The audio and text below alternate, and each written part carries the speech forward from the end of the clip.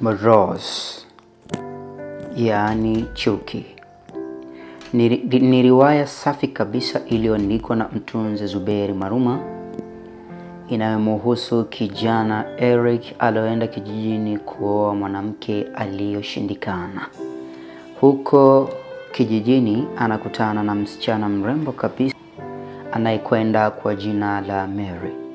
Kutokana na mapenzi mazito alikuwa nayo, anakula kiapo cha kumbadilisha. Swali ni je, atafanikiwa? Naam, ungana nami msimuliaji wako pendwa kabisa wa Ulimbo wa Simulizi, ambaye inapatikana kwa namba za simu 0717 72 21 na mwisho ni 81. Lakini pia bila kusahau mwandishi wa simulizi hii na mtafutaji wa simulizi hii si mwingine ni Zuberi Maruma, ambaye pia ameandika vitabu viwili vikubwa kabisa ambavyo vinakwenda kwa jina la Kufa tu Hakuna Namna. Lakini pia ameandika ile simulizi nzuri kabisa kama umewahi kuisikia popote, inayokwenda kwa jina la Mzimu Uliorejea. Huyu bwana Zuberi utampata kwa namba za simu 0759 42 76 na mwisho ni 53. Kwanza kabisa namshukuru Mungu kwa kunitia nguvu na afya tele za kuniwezesha kuandika au kusimulia simulizi hii. Pia ninamshukuru mdhamini wetu wa Ulimbo wa Simulizi, ambaye huyu ni dada yetu lakini pia rafiki yetu kipenzi ambaye anakwenda kwa jina la Mwanakombo Zaya, kwa kuchagua simulizi hii iwe simulizi pendwa kabisa ambao tunaingiza voko na sauti ya mamlaka kutoka katika studio za Ulimbo wa Simulizi. Lakini pia tunawashukuru pia wale wasikilizaji wote walioko mtaani na mitandaoni kama Facebook, huku WhatsApp, kwa kuhimiza tuandike au tuendelee kusimulia visa na mikasa vyenye ukweli. Basi Zuberi Maruma hajataka kuwaangusha wasikilizaji wa Ulimbo wa Simulizi, akaamua kutafuta visa vya ukweli na vyenye kugusa maisha ya watu vilivyowahi kuwatokea. Naam, nisikupotezee muda msikilizaji wa Ulimbo wa Simulizi. Ilikuwa ni gari ya kifahari kwa kipindi kile. Eric Sajon alikuwemo ndani ya gari ile akikata mbuga kulimalizia pori kabla hajaingia katika kijiji chao cha Mwanyamkeni.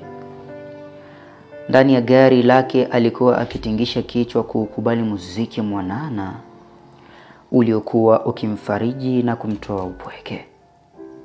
Safari yake ikaendelea na hatimaye akaingia ndani ya kijiji chao. Japo ni muda mrefu hakutembelea kijiji hicho, lakini hakuweza kukisahau. Pengine ni kutokana na kutobadilika sana kwa kijiji hicho. Lakini wakati akiendelea kukata mbuga, ghafla macho yake yakatua katika kisima kimoja ambapo alimuona binti akiteka maji. Moyo wake ukapiga pa, na bila kujielewa akajikuta kasimamisha gari na kufungua loki ya mlango wa gari yake. Akaufungua mlango na kushuka, akapiga hatua zake ndefu kumfuata dada yule. Kila hatua aliyoipiga ilizidi kupunguza urefu wa umbali baina yao, na wala hakujua anaenda pale kumuuliza nini, japo moyoni mwake alikiri kumpenda na kumhitaji kwa mara ya kwanza kabisa. Dada yule hakujua juu ya ujio wa mtu. Yeye alizidi kuinama ndani ya kisima kile akichota maji na kuijaza ndoo yake. Ghafla akahisi kuguswa begani, ikamlazimu ageuke. Eric Sajon alikuwa mbele yake akimwangalia kwa tabasamu pana kabisa, macho yake yakieleza kila kitu. Dada yule akabaki anamshangaa mgeni wake. Angalia yake ikamshtua na kumhabarisha wazi kuwa yule si mtu mzuri. Ghafla akajikuta akigeuka na kuanza kukimbia. Eric akajaribu kumkimbiza kwa hatua kadhaa, akasimama na kuamua kurejea katika gari lake. Yule binti ni mrembo. Kwa nini anikimbie lakini? Niwe wapi? Wazo hilo likakivamia kichwa chake, akikumbuka sababu ya kuja kijijini pale. Nia na sababu kubwa ya kuja kijijini ni kutafuta mwanamke wa kuoa na kuishi naye. Kwani siku zote aliamini wanawake wazuri na waliotulia walipatikana vijijini. Alitamani sana kumfahamu binti yule, lakini ndio hivyo, alikuwa kashampotea. Hakujali sana, si unajua ndo mara ya kwanza kamuona bana. Alifika nyumbani, alipopokelewa vizuri na bibi na babu yake. Jogoo akaletwa na kuambiwa amchinje, naye bila ajizi akamchinja. Marafiki zake wa kitambo waliosikia juu ya ujio wake walifurahi na kuja kumtembelea, ambapo walikumbushana michezo yao ya zamani na stories zikaendelea. Eric aliwaeleza bibi yake na babu yake juu ya kuja kijijini kutafuta mchumba. Bibi na babu wakashangaa sana, ila Eric akawatoa wasiwasi, akiwaambia swala la mwanamke mwenyewe wamwachie yeye. Ndiye alijua anataka mwanamke wa namna gani. Wazo juu ya binti yule wa kisimani likamjia. Hakukata tamaa, akapanga kuanza kumfuatilia katika kile kisima, akijua lazima tu siku moja binti yule angerejea kuteka maji pale. Siku zikasonga pasina kuonekana tena kwa mwanamke yule. Hakujua kama wanapishana au binti yule hakuja, ila hakutaka kukata tamaa, akijua siku moja lazima angemuona tu. Kwa upande wa binti yule, wakati akiwa anakimbia, aliwaza sana juu ya mtu yule. Ni nani na katoka wapi? Kwa nini alikuwa akimwangalia kwa macho yale? Macho ya matamanio. Hapana. Yule si mtu mzuri. Ni mchuna ngozi yule. Ni mnyonya damu. Afadhali nimemkimbia. Binti yule alionekana bado mshamba. Akawaza akimkumbuka mtu yule ambaye alikuwa nadhifu. Akafika nyumbani na kumueleza mama yake, ambaye naye aliingiwa na uoga. Akamwambia basi kisimani usiwe unaenda mwenyewe, uwe unaenda na mdogo wako mkuu au jirani zake. Ila kwa upande wa Eric, aliapa kumsaka na kumnasa msichana yule. Siku zikasonga pasina Eric kumuona binti yule, licha ya kuendelea kumsaka mpaka siku hiyo rafiki yake alipokuja kumchukua na kwenda naye katika sherehe nyumba moja kijijini pale ambapo kulikuwa na harusi. Waliwasili katika sherehe hiyo ambapo waliikuta tayari imeshaanza. Walivutiwa na ngoma na kusogelea eneo lile palipokuwa na mdundiko. Moyo ulimripuka Eric kipindi macho yake yalipomuona binti yule aliyezungukwa na watu wakimshangaa kwa jinsi alivyokuwa akicheza. Eric hakutaka kuamini macho yake kwa kile akionacho. Alihisi yupo ndotoni na muda huo wote angezinduka, ila ile haikuwa ndoto. Akazidi kujipenyeza katikati ya watu kumwangalia vizuri binti yule. Kumbukumbu zake zikarudi nyuma siku kadhaa, macho yake kwa mara ya kwanza alipomuona msichana yule kisimani alipokuwa akiteka maji. Hakutaka kujidanganya. Ndiyo, alikuwa ni binti yule. Binti aliyoteka moyo wake. Binti aliyetamani kuishi naye kama mkewe. Na jinsi alivyokuwa akicheza kwa ustadi, ndiyo akazidi kumuumiza kijana wa watu. Gaspar, yule binti pale ni wa wapi? Akamnong'oneza rafiki yake, akionekana wazi kufa kuoza kwake. Gaspar akamwangalia rafiki yake kwa sekunde kadhaa na kuachia tabasamu zito sana. Eric akastaajabu.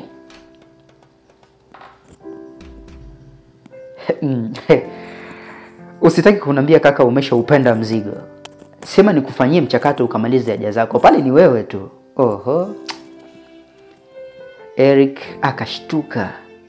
Ina maana binti yule ni mteremko, malaya au ni nini rafiki yake anachomaanisha? Ikawa kama kuna kitu mithili ya mkuki wenye ncha kali Gaspar kauchoma katikati ya moyo wake. Alimpenda sana binti yule na wala hakuwa na nia ya kumchovya na kumwacha kwa tamaa zake tu za kimwili. Lakini maneno ya rafiki yake kwa kiasi fulani yalimchanganya. Akajikuta kwa maumivu makali akihoji, Gaspar, ina maana huyu binti ni mteremko? Rafiki yake akaachia kicheko kikali. Kaka, kusoma hujui hata picha huoni? Wewe ona kwanza cheza yake ni ya kuteka wanaume. Huyu binti kashindikana hapa kijijini. Humu tunamuita Mary makushindikana. Hakuna kijana ambaye hajapita naye. Tena kama hajaungua, sijui.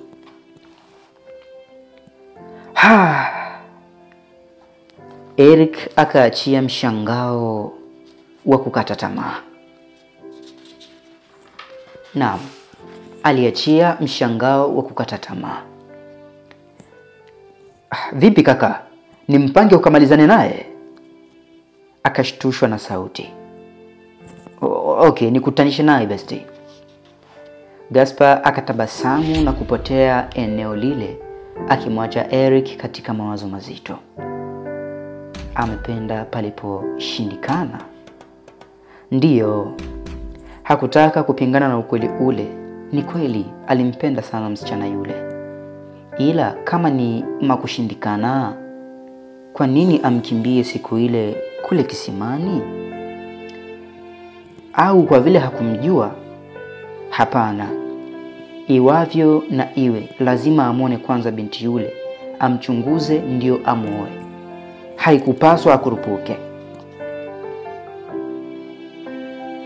Gaspar akijua fika rafiki yake anataka kupita tu kuonja kwa Mary, katu hakujua mwenzake alishapenda. Unajua kupenda? Yaani alikuwa kashakufa na ameoza kwa binti yule makushindikana. Huyo sio shindikana ila ni makushindikana. Gaspar akamfuata rafiki yake mmoja wa kike akamnong'oneza, hey, kaniletee Mary, kashapendwa mwenzako na wa mjini. Yeye ndio ashindwe kupiga hela, kamwambie mgodi umetema. Binti yule akiwa katabasamu akahoji kwa bashasha, ni nani huyo? Eric anamhitaji. Mwanamke yule akaonekana kushtuka, wivu ukamvaa ila akajikausha. Dakika mbili. Ngoja nikamuondoe pale. Gaspar akamkonyeza binti yule, naye akakimbia eti kwa aibu akaingia katikati ya watu na kwenda kumnong'oneza Mary. Shoga, tayari kuna buzi ya shadata na wewe shoga. Twende ukamchune, tena nasikia ni wa tauni. Maneno yale yakatosheleza kumstopisha Mary kuendelea kucheza na kuelekea kule walipo wakina Eric. Baada ya Eric kugundua binti yule ni makushindikana, aliona aanze kumchunguza na aliapa kumbadilisha ikiwa ameharibika kwa kuwa tayari alishampenda. Uchunguzi wake ulianzia pale baada ya msichana yule kuwasili akiwa na mwenzake. Akadhamiria kumtaka kimapenzi ili aone msimamo wake. Baada ya dakika chache, Gaspar akarejea na kumwambia binti yule anakuja muda si mrefu. Na kweli bana, akatokea akiwa na rafiki yake, lakini kabla hajawafikia Ghafla Mary akapiga breki. Ni baada ya macho yake kugongana na ya Eric. Akamkumbuka. Ndiyo, ni yule mnyonya damu aliyekutana naye kisimani siku ile. Akawaza, na pale pale tena kwa kukimbia akajichanganya katikati ya watu. Eric na Jasper wakabaki na mshangao. Ni kwa nini binti yule baada ya kuwaona akimbie? Eric na yeye ana nini? Eric aliwaza pasina kupata jibu sahihi. Hakujua wala kufikiri juu ya kuwaziwa vibaya kuwa ya mchuna ngozi na mnyonya damu. Jasper akapiga hatua akajue kulikoni wakimbiwe, akimwacha Eric pale pale. Mary, sasa ndiyo mambo gani hayo? Rose rafiki yake Mary alimhoji baada ya kuona mabadiliko ya rafiki yake yule. Mwanaume mwenyewe ndiyo yule aliyekaa na G pale. Ndiyo, kwani ana nini? Rosie akahoji akionekana kustaajabu wazi wazi. Yule ni yule mchuna ngozi. Mchuna ngozi? Ndiyo, yule ni mchuna ngozi. Umejuaje Mary kama yule ni mchuna ngozi? Lakini shoga yangu, mbona unataka kupishana na buzi? Ikabidi Mary aanze kumsimulia Rose rafiki yake toka mara ya kwanza akiwa kisimani peke yake alipojihisi akiguswa na kijana yule, na macho ya matamanio aliyokuwa akimwangalia, jinsi alivyomponyoka na kukimbia, lakini bado kijana yule alimkimbiza. Aliamini kabisa Eric hakuwa kijana mzuri kabisa na hakujua kwa nini alimuhisi vile. Rosie akaachia kicheko. Mary, wamfikiria mwenzako sivyo bana? Uwe niambie kafuata nini huko kijijini kama si mtu mbaya Rosie? No, hapana. Usiniambie hivyo Rosie. Mary, unamfikiria mwenzako vibaya kijana wa watu yule. Ni mjukuu wa Bibi Nywalu. Bibi Nywalu? Mary akahoji pasina kuamini. Hakuna ambaye hakumtambua Bibi Nywalu pale kijijini. Yeye na mume wake waliishi maisha tofauti na ya wanakijiji wengine. Utofauti huo ulitokana na maisha mazuri waliojaliwa kuwa nayo. Nyumba yao nzuri kijijini pale iliwapa heshima kubwa. Watoto wote waliishi mjini na ndio waliowaangalia kwa ukaribu. Wakati Mary akiendelea kuwa katika hali ile ya mshangao, ghafla Jasper akatokea. Kulikoni tena Mary? Mbona unatukimbia rafiki yangu? Jasper alihoji huku akikaza mwendo kuwafuata akiwa na rundo la maswali mengi katika kinywa chake.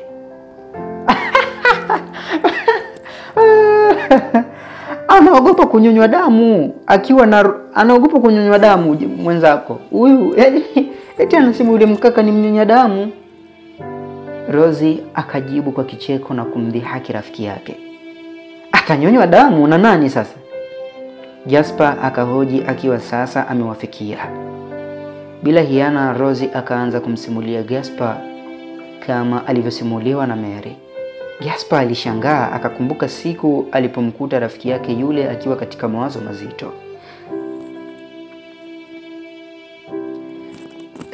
Nini swahiba, mbona unaonekana haupo katika sayari hii? Anakumbuka kabisa alimpachika lile swali ya rafiki yake Eric ambaye alikuwa mbali kimawazo. Wacha tu rafiki yangu. Unajua lengo langu la kuja kijijini huku ni kutafuta mwanamke wa kuoa. Wow. Bestie, vizuri sana swaiba. Ila mjini hujaona kabisa. Mbona mjini watoto wazuri ni zaidi ya huku? Kwanza wanajua kuvaa. Watoto wa mjini wanajua kujiremba. Ila huku kijijini ni msiba ndugu yangu. Hapana Ji. Ni mawazo yako tu. Wa mjini pasua kichwa rafiki yangu. Micharuko, wachunaji, gharama tupu, yani bora wa huku babushi tu kaka. Sawa bwana. Kama umeamua hivyo, hamna taabu. Haya, ni nani huyo atakayepata bahati hiyo, au ndio hadi uanze kumtafuta? Eric akaachia tabasamu pana. Jasper naye akalirudisha. Ndiyo man, ile siku nakuja nilikutana naye kisimani mtoto, si akanikimbia. Ndiye anainipa mawazo. Nampenda kwa kweli, yani nimetokea kumpenda. Oh, unamjua binti mwenyewe? Haji, nimjulie wapi? Sijui kwa nini alinikimbia, na wallahi lazima nimuoe yule binti. Ji akaachia tabasamu.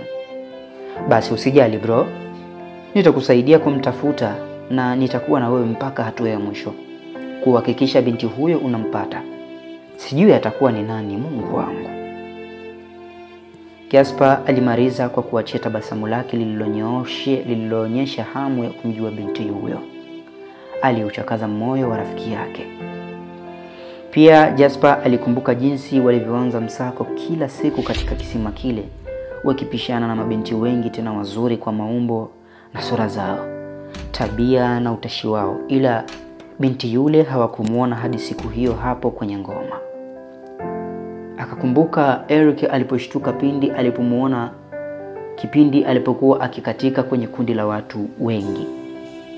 Ndiyo, Jasper akakumbuka sifa mbaya alizomwagia Mary kwa rafiki yake.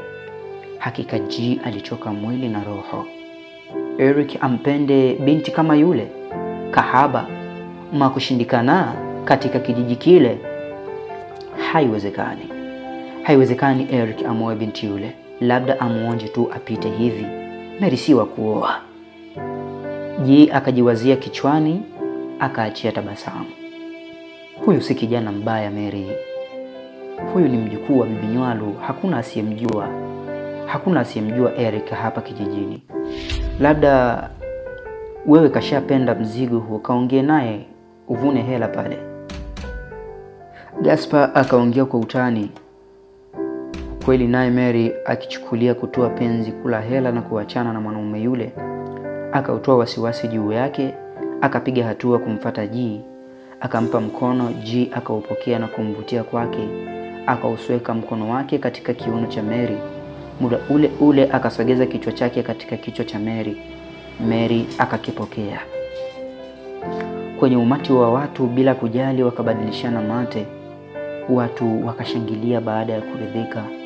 Akamwachia akiwa bado kamshika kiuno. Vile vile wakaanza kujongea eneo aliopo Eric. Eric alishtuka baada ya kumuona G akija huku kamshika kiuno Mary. Uvumkari ukamshika. Hasira zikampanda. Akawa akiwaangalia kwa chuki bila kujielewa. Machozi yakaanza kumtiririka. Moyo kumwenda mbio. Naam. Unadhani msikilizaji wa Ulimbo wa Simulizi, nini kitatokea? Na je, huyu bwana Eric atafanikiwa kumpata bibi Mary? Na je, akimpata atamvumilia katika hali yake ya ukahaba? Na usikose sehemu ya pili ya simulizi yako safi kabisa inayokwenda kwa jina la Morose. Lakini pia nikitaka utambue maana halisi ya neno Morose ni chuki. Lakini pia nilitaka wewe msikilizaji wa Ulimbo wa Simulizi usiache kufahamu kabisa kwamba mimi ninayekuingizia hapa sauti ya mamlaka si mwingine, ni mimi Kaniban Ahmad, ambaye unaweza kunipata kwa namba za simu 0607177221 na mwisho ni 81. Lakini mwandishi wa simulizi hii si mwingine, ni yule gwiji lakini nguli katika uandishi ambaye anaitwa Zuberi Maruma. Unaweza kumpata kwa namba za simu